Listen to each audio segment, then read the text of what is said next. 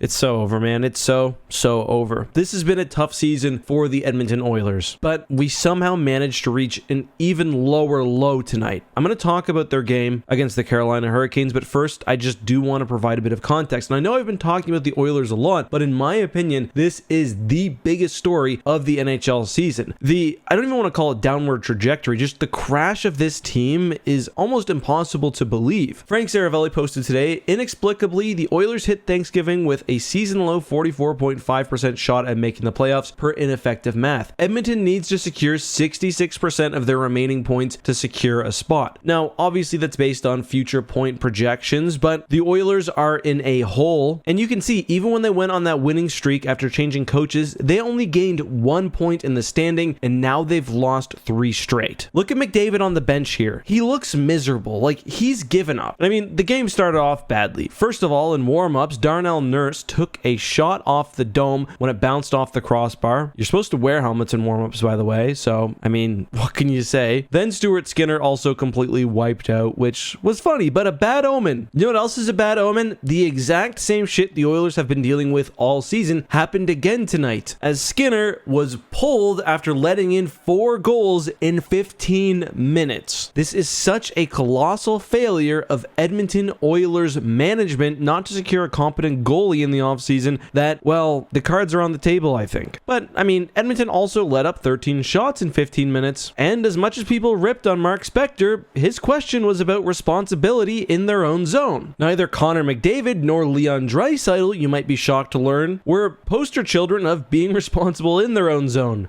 McDavid was -3, Draisaitl -4, but in a way the 4th goal was also just an example of everything that's been going wrong for Edmonton. McDavid loses the puck behind the net, Jarvis simply sneaks past the Oilers defense and finishes with a shot that was very savable. The 5th goal, in my opinion, however, was the most demonstrative of how much this team has given up. Draisaitl loses his man in front of the net, doesn't really care enough to try to stop him wide open. McDavid kind of makes an effort to help, but I mean, also not really. We'd also see Edmonton bring it within 2. McDavid takes what was admittedly a pretty soft penalty, and we just see a ton of emotion from him on the ice. This is the kind of loss that's beyond deflating, and I'm actually starting to consider whether one of the big guys may request a trade. And it's just so funny because I like the Oilers. I like them a lot. They're probably like my 3rd favorite team, but I love the Rangers. And right now, not only do the Rangers have Igor Shesterkin, but somehow Jonathan Quick has time traveled to 2010 and just put up his 2nd shutout of the year tonight against the Pittsburgh Penguins, who had 6 power plays. He's rocking in 7 starts, a .94 and a 1.68 GAA. And he's the backup, so I'm feeling good. Oilers fans are not. Brandon's going to add to this one, I think. I'm going to have him insert that smug picture of Stephen A. Smith, because that's how I feel when I watch the Oilers' troubles. As sad as it is, I mean, I really do like the Oilers. They're so fun to watch. I do wonder whether Calvin Pickard is the guy moving forward, which it's not good. It's not good that it's gotten to this point.